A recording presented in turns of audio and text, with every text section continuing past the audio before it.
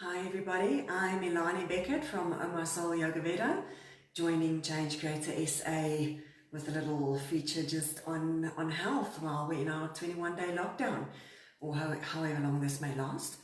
So over the course of the last week or so, I've started speaking to you about Ayurvedic nutrition. I've started speaking to you about mental health. I've started speaking to you about different body constitutions and how to recognize your body constitution, how to recognize which foods will work ideally with your constitution. And yesterday we started touching on a little bit of mental health and how what we eat plays into our mental state of mind. So today I want to start with what is probably one of the most important elements of Ayurveda and one of the most important elements in our daily lives and our relationship with food. And this is a concept referred to in Ayurveda as Agni. Agni refers to our digestive fire. I've mentioned it in a previous conversation as well.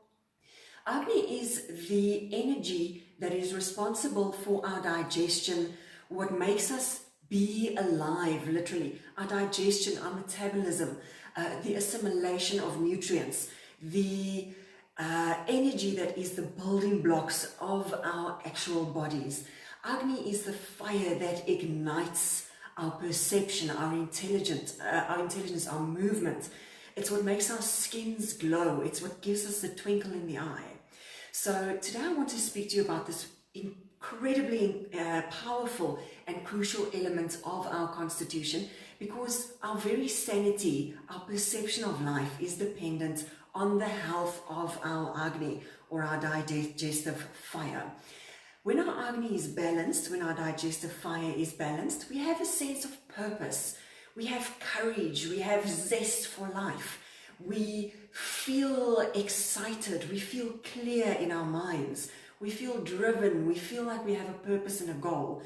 And when our digestive fire, or the fire that moves our very life force, is unbalanced, we feel lethargic, we feel purposeless, we feel hopeless, we have wrong relationships with food, we have wrong perceptions of what people mean when they speak to us, we have a wrong perception of our purpose in life.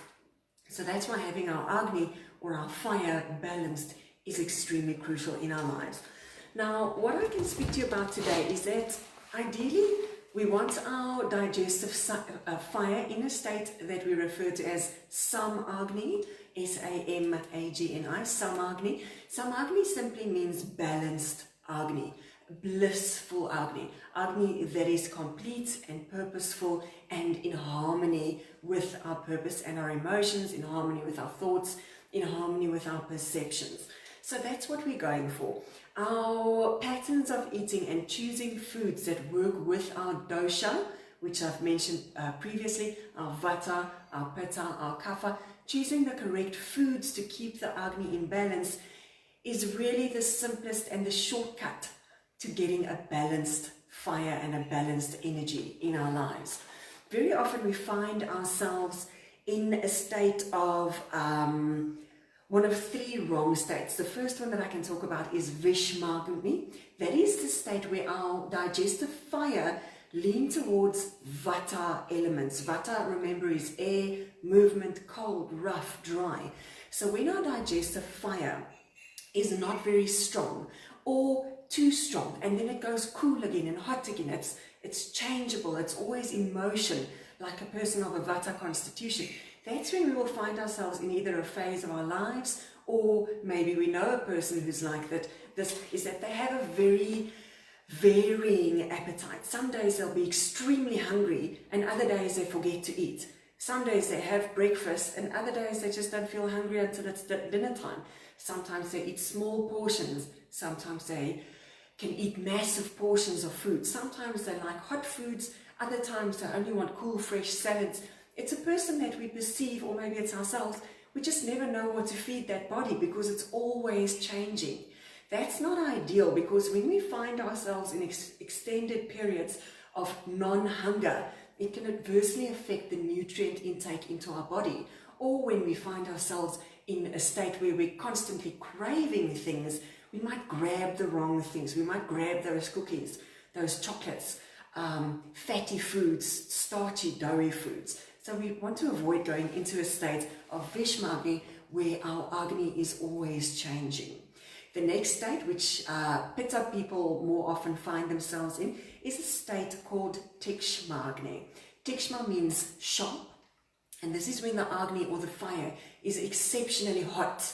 That's when we find ourselves ravenous. We eat more than 3 times a day. We snack in between. We grab anything. We don't even have a preference for what we eat as long as our jaws can stay moving. When we're finding ourselves in a Pitta period, for instance, work stress or relationship stress, very often because we feel in that fiery state, the emotions are high, the Agni, the fire, digestive fire, goes into a state where it correlates with that Pitta energy. It burns hot, and we want food all the time. Sometimes we find ourselves in that state in winter when the body is naturally inclined to feel cold. If we then stick to a summery diet because we feel, oh, I have to lose weight or watch my weight, and we're eating cold foods, this unbalances the energy within the body, and we feel ourselves craving more and more food, throwing ourselves completely off balance. So we want to keep ourselves in a state where that ravenous feeling is not governing and ruling our everyday. Now, what happens when we find ourselves in this Tikshma-Agni state, we become frazzled and we're thinking, oh my God, why am I eating so much? This makes us feel unbalanced and panicky because what's going on with my eating habits, I need to control this, stoking the Pitta fire even more, feeling now that we have to control, and now we're even getting that energy higher, which is completely counterproductive. So ideally, we want to keep ourselves in a state of Sam-Agni, where the Agni, the fire of digestion, is burning like slow coals. We can roast food on it all the time. Tikshma-Agni, we can refer to it as, think of when you're boiling a pot of rice. If you put your rice into boiling water and you leave the stove on high, you might burn the bottom rice before it's even cooked, while the top rice hardly gets cooked. That's what happens to food in our bodies when we're in this Tikshma-Agni state, the state of roaring fire, is that food can actually pass through the system undigested. You might find yourself having loose bowels or constipation and finding whole bits of food in your elimination. That's how you can know that I'm in a state of Tikshma-Agni where my fire is not burning and cooking my food properly, assimilating it into the tissues. It's really burning it, if you want to call it that, and it's getting eliminated before my body has had a chance to eliminate the food. The next state I can speak to you about is a state called Manda-Agni. Manda means slow or sluggish or cold. So we find this in people who are Kapha dominant. You remember our earth and water people. They naturally have a slower, more sluggish constitution, slower metabolism. Their digestive fire is just naturally a bit cooler.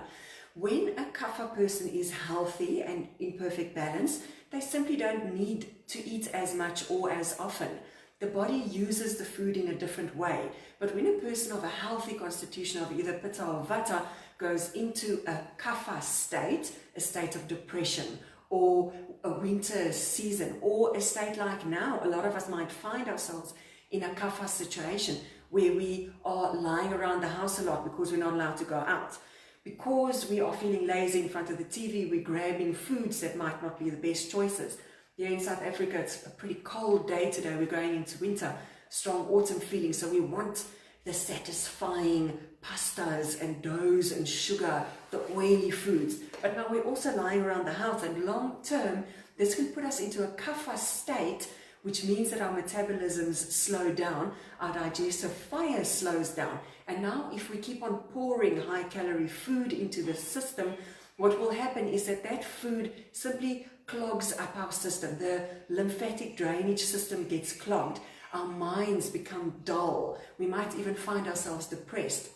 And when our fire is not doing what it should, we can very easily find ourselves in a state where our thoughts are literally not healthy. Our thoughts are not balanced. We might know ourselves to be a person who is clear of mind and we have a good perception, we're intelligent, but when we get into this state where our food's not working for us because we're not balanced, we suddenly go into depression, which for some of us is uncharted territory. Why am I feeling so low? Why am I feeling snappy? Why don't I feel like cooking? I just feel like lying around, lying in my bed. It's because the digestive fire, this Agni, has become unbalanced. Now, how do I fix that? The best and simplest way is to get into a routine. Here on the Change Creators page, we've spoken about it extensively, keeping your routine as close to normal as possible. Get up, get dressed, do something, better yourself, even if it's just learning something new.